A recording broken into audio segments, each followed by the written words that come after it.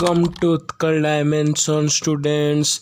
आज आम आरंभ करिया क्लास 6 सेकेंड चैप्टर साइंस रो सेकेंड पार्ट। तो खाता पेन धरी बसी पड़। आज जहाँ बाकी थिला सब सरजिव, तेणु चलो पिला माने आरंभ करिबा हैला। विटामिन रो अभाव साधारणतः छोट पिला, गर्भवती महिला एवं वयस्क मानक ठारे देखा जाए। से डाक्तर माने तांको विटामिन बटिया खाइबा को परामर्श देइथांती। तेबे काहेकि से माने विटामिन बटिया खाइबा डाक्तर माने परामर्श देइथां तमे जानि परलो। तेबे नेक्स्ट मु जो सानटा करछ तम बहिर देइछि, मु टिके कोड छाडी देइ पारे, किंतु जोडा छाडीछि तमे ताको बहिरु पढिबो हला। बो कोठी छाडीछि से ताको तमे खेय ज्ञान न करी ताको बहिरु पढिबो हला। विटामिन सेगुड़िकर उत्सर और अभाव जनित रोग और लक्षण आपको मुझे सारणी माध्यम देखी जहाँ तुम पढ़ा सुविधा हम। विटामिन उत्स, यार अभाव, क्यों रोग और यार लक्षण को तीनोटी टेबुल मु भाग भाग कर देइछि। तेणु प्रथम आम पढ़ा विटामिन ए। विटामिन ए रो उत्स होची पाचिला अमृतभंडा, पाचिला आंब, गाजर, क्षीर इत्यादि। एवं यह अभाव अंधार कणा रोग हुए, बेले बेले दृष्टि शक्ति संपूर्ण मध्य लोप पाई जाए, चर्म सुखिला रहे। तेबे विटामिन ए रो उपादेयता कौन तुम मैंने सब जानी पाइल। तेबे vitamin B next. Vitamin B साधारणतः ढिंकी कुटा चाउल, चोकड़ मिशा अटा, बासी तोराणी, कांजी, साग, क्षीर इत्यादि रे थाए। विटामिन बी ये सब खाद्य मानक थाए। जदि विटामिन बी रो अभाव हुए तेरे बेरी बेरी रोग हुए, पाटी रे कलर घा हुए, तुंड घा आदि हुए। तो विटामिन बी अभाव कौन कौन रोग हुए तुम जानी पाइल। तो विटामिन सी। विटामिन सी भी साधारणतः कमला, लेंबू, पिजुली, टमाटो, अँला, कंचा लंका इत्यादि रे थाए। विटामिन सी हैला। यह अभाव रे स्कर्वी रोग हुए एवं घा शीघ्र हेले सुखिया नहीं। तेबे ये तीनटार तुम जो गोटे सर्ट ट्रिकटे पाइल जे विटामिन ए अभाव अंधार कणा अ बा ए, बी अभाव बेरी बेरी बी बा सी अभाव स्कर्वी। तेज जापार तो सर्ट ट्रिकटा कौन। तपर विटामिन डी। विटामिन डी छोट माछ, छेली कलिजा, अंडा, तेल, क्षीर एवं सूर्यंकर सकाळ किरण रे पड़िले आम चर्म रे विटामिन डी प्रस्तुत हुए। तेणु शिशु को सकाळ समय सूर्य किरण रे शुआई देवा उचित। तेबे शिशु कहीं सकाळ समय सूर्य किरण शुआई देवा उचित तुम जानी पारथिबो। जति विटामिन डी रो अभाव हुए तेबे रिक्टेस, ऑस्टियोमालेशिया रोग हुए एवं हाथ गोड़ सरू हो जाए, अस्थि टाण हुए नहीं। तेबे एबीसीडी रोग कौन थाए एवं कौन कौन रोग हुए तुम मैंने जानी पारल। तेबे आसिया विटामिन ई। विटामिन ई साधारणतः गजामुग, गजाबुट, राशि तेल एवं फल रे थाए हला। विटामिन ई तेबे कोड कोड थाए तुम जानी पाइल। विटामिन ई अभाव रे चर्म चिकण रहे नहीं, कारण स्नेहसार शोषण बाधा प्राप्त हुए हैला। स्त्री लोक मानकर बंध्या रोग हेबार संभावना मध्य थाए। तो विटामिन ई अभाव कौन कौन थाए तुम जानल। तो विटामिन के। विभिन्न प्रकार शाग, माछ, क्षीर, मांस, सज परिबा, बंधाकोबी होची विटामिन के रो उत्स।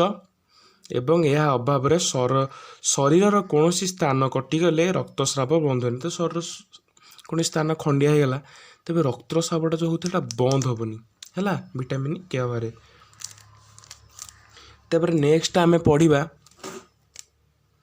विभिन्न प्रकार विटामिन जो विटामिन ए, बी, सी एवं डी, ई, के को छाड़ी विटामिन अलग अलग प्रकार मध्य अच्छी। विटामिन B1, B2, B12 इत्यादि रही। B12 विटामिन लोहित रक्त कोशिका गठन करने और स्नायु काम पाई उपयोगी। विटामिन B12 कौन उपयोगी तुम जानी पाइल। तेरे नेक्स्ट आम पढ़ा विटामिन B12 लोहित रक्त कोशिका एवं स्नायु काम पाई उपयोगी अटे। परिबा को बेसी समय सिजाइले बा बुड़ाइले ଭିଟାମିନ୍ ନଷ୍ଟ ହୋଇଯାଏ। ତେଣୁ ପରିବାକୁ ମଧ୍ୟ ବେଶୀ ସମୟ ପାଣିରେ ସିଝାଇବା ବୁଡ଼େଇ ରଖିବା କଥା ନୁହେଁ, କାରଣ ତା ମଧ୍ୟରେ ଥିବା ମାନେ ଯେଉଁ ଉପକାରୀ ପୋଷକ ଗୁଡ଼ା ସେଗୁଡ଼ା ସବୁ କ୍ଷୟ ହୋଇଯାଏ। ଲୁଣର ରାସାୟନିକ ନାମ ସୋଡ଼ିୟମ କ୍ଲୋରାଇଡ୍। ତ ଲୁଣ ରାସାୟନିକ କ'ଣ? Sodium chloride. ନେକ୍ସଟ, ବିଭିନ୍ନ ଚୋପା ଲଗା କଞ୍ଚା ଫଳ, ପରିବା, ଶାଗ, ଟମାଟୋ, ଚକିପେଷା, ଅଟା ଆଦିରେ ବିଭିନ୍ନ ପ୍ରକାର ତନ୍ତୁ ଥାଏ। ତେବେ କେଉଁଥିରେ ବିଭିନ୍ନ ପ୍ରକାର ତନ୍ତୁ ଥାଏ ତୁମେ ଜାଣିପାରିଥିବ। ଏହାକୁ ପାଣିରେ ଧୋଇଲେ କିମ୍ବା ସିଝାଇଲେ ଏଥିରେ ଥିବା ତନ୍ତୁ ନରମ ହୋଇଯାଏ। ଏହାର ତନ୍ତୁ ନରମ ହୋଇଗଲେ ଯେତେବେଳେ ଆମକୁ ଖାଇବାକୁ ଯାଇବା ଭକ୍ଷଣ କରୁ, ଏହା ଆମ ଶରୀରକୁ ଉପଯୋଗୀ ପୋଷକ ଯୋଗାଇ ପାରିଥାଏ। ତେଣୁ ଆମକୁ ବେଶୀ ସମୟ ନ ଧୋଇ ଅଳ୍ପ ସମୟ ଧୋଇକି ଏହାକୁ ଖାଇବା ଉଚିତ। ବିଭିନ୍ନ ପ୍ରକାର ଖଣିଜ ଲବଣ, ସେମାନଙ୍କର ଉତ୍ସ ଓ କାର୍ଯ୍ୟ, ଅଭାବଜନିତ ରୋଗ, ଆକୁ ଗୋଟେ ଟେବୁଲରେ ମୁଁ ଦେଖାଇ ଦେଇଛି। ପ୍ରଥମ ଟେବୁଲରେ ଖଣିଜ ଲବଣ, ତାପରେ ଏହା କେଉଁଥିରୁ ମିଳେ, ତାପରେ ଏହାର କାର୍ଯ୍ୟ ଓ ଅଭାବଜନିତ ରୋଗ। ପ୍ରଥମେ କ୍ୟାଲସିୟମ ଯୁକ୍ତ ଲବଣ। କ୍ୟାଲସିୟମ ଯୁକ୍ତ ଲବଣ ଚୁନା ମାଛ, ମାଛ କଣ୍ଟା, କ୍ଷୀର, ମାଂସ, ଶାଗରେ ଥାଏ ଏବଂ ଏହାର କାର୍ଯ୍ୟ ହେଉଛି ଦାନ୍ତ ଓ ଅସ୍ଥି ଗଠନରେ ସାହାଯ୍ୟ କରେ। ତେବେ ଏହାର କାର୍ଯ୍ୟ କ'ଣ? ଅଭାବଜନିତ ରୋଗ ହେଉଛି ଅସ୍ଥି ବଙ୍କା ହୋଇଯାଏ। ତେବେ କ୍ୟାଲସିୟମ ଯୁକ୍ତ ଲବଣର ଉପକାରିତାଟି କ'ଣ? ଅସ୍ଥି ଓ ଦାନ୍ତ ଗଠନରେ ସାହାଯ୍ୟ କରେ। ତାପରେ ଆସିବା ଲୌହଯୁକ୍ତ ଲବଣ ହେଲା। ଲୌହଯୁକ୍ତ ଲବଣ ସଜନା ଶାଗ, ପୋଇ, ଭେଣ୍ଡି, କଦଳୀ, ମାଣ୍ଡିଆ ଏବଂ ବିଭିନ୍ନ ପ୍ରକାର ଖାଦ୍ୟରେ ଥାଏ। ଏହାର କାର୍ଯ୍ୟ ହେଉଛି ରକ୍ତ ତିଆରି ସାହାଯ୍ୟ କରେ ଏବଂ ରକ୍ତହୀନତା ହେଉଛି ଏହା ଅଭାବଜନିତ ରୋଗ। ତାପରେ ଆସିବା ଆୟୋଡିନ ଯୁକ୍ତ ଲବଣ। ଆୟୋଡିନ ଯୁକ୍ତ ଲବଣ ସାଧାରଣତଃ ସଜନା ଛୁଇଁ, ସମୁଦ୍ର ମାଛ, ଫଳ। ଆୟୋଡିନ ଯୁକ୍ତ ଲବଣ ହେଉଛି ଏହାର ଉତ୍ସ ଏବଂ ଏହା ଥାଇରଏଡ଼ ଗ୍ରନ୍ଥିକୁ କାର୍ଯ୍ୟକ୍ଷମ କରାଇଥାଏ। ଏହାର କାର୍ଯ୍ୟ ହେଉଛି ଥାଇରଏଡ଼ ଗ୍ରନ୍ଥିକୁ କାର୍ଯ୍ୟକ୍ଷମ କରାଇବା। ଅଭାବଜନିତ ରୋଗ ହେଉଛି ଗଳଗଣ୍ଡ ରୋଗ ଏବଂ ପିଲାର ମାନସିକ ରୋଗ ମଧ୍ୟ ଦେଖାଯାଏ। ତେବେ ଏହା ଅଭାବରେ ଆୟୋଡିନ ଯୁକ୍ତ ଲବଣ ଭାବରେ କ'ଣ କ'ଣ ହୁଏ ତୁମେ ଜାଣିପାରିଲ। ତାପରେ ନେକ୍ସଟ ଆସିବା ଆମେ ସୁଷମ ଖାଦ୍ୟ। ବୟସ ଅନୁସାରେ ବିଭିନ୍ନ ଆବଶ୍ୟକତା ପୂରଣ କରି ଶରୀରକୁ ବୃଦ୍ଧି ଉପଯୋଗୀ ଏବଂ ଉପକାରୀ ଖାଦ୍ୟ ନିର୍ଦ୍ଦିଷ୍ଟ ପରିମାଣ ଆହରଣ କରିବାକୁ ସୁଷମ ଖାଦ୍ୟ କୁହାଯାଏ। ତେବେ ସୁଷମ ଖାଦ୍ୟ କାହାକୁ କୁହାଯାଏ ତୁମେ ଜାଣିପାରିଲ। ସୁଷମ ଖାଦ୍ୟର ଗୋଟେ ଟେବୁଲଟେ ଆମ ବହିରେ ଅଛି, ଏହାକୁ ମୁଁ କରିନାହିଁ। 10 ରୁ 12 ବର୍ଷ ପିଲାଟି ଖାଇବା ପାଇଁ କ'ଣ କ'ଣ କେତେ ପରିମାଣ ଆବଶ୍ୟକ ସେଥିରେ ଲେଖିଛି। ତେଣୁ ତୁମେମାନେ ଏହାକୁ ଟିକେ ପଢ଼ିବ ହେଲା, ଏହା ତୁମ ପାଇଁ ହୋମୱାର୍କ। ତାପରେ ଦିନକୁ 8 ରୁ 10 ଗ୍ଲାସ ପାଣି ପିଇବା ଉଚିତ। ଖାଦ୍ୟ ଖାଇବା ସହ ପାଣି ପିଇବା ମଧ୍ୟ ଉଚିତ। ତେଣୁ ଆଜି ଭିଡ଼ିଓରେ କ'ଣ ପଢ଼ିଲେ? ସୁଷମ ଖାଦ୍ୟ ଗିଲାସ କେତେ ଗ୍ଲାସ ପାଣି ପିଇବା ଉଚିତ, ବିଭିନ୍ନ ଖଣିଜ ଲବଣ ଏବଂ ସେମାନଙ୍କର ଉତ୍ସ କାର୍ଯ୍ୟ, ଅଭାବଜନିତ ରୋଗ ଏବଂ ବିଭିନ୍ନ ପ୍ରକାର ଭିଟାମିନ୍ ଏବଂ ସେ ଅଭାବ ରୋଗ ଏବଂ ସେମାନଙ୍କ ଉତ୍ସ ଓ ଭିଟାମିନ୍ ଅଭାବ ସାଧାରଣତଃ କେତେ ହୋଇଥାଏ। ତେବେ ଆଜିର ଭିଡ଼ିଓ ଏଇଠି ଆମେ ଖତମ କରିବା। ଦେଖା ହେବା ପର ଅଧ୍ୟାୟରେ।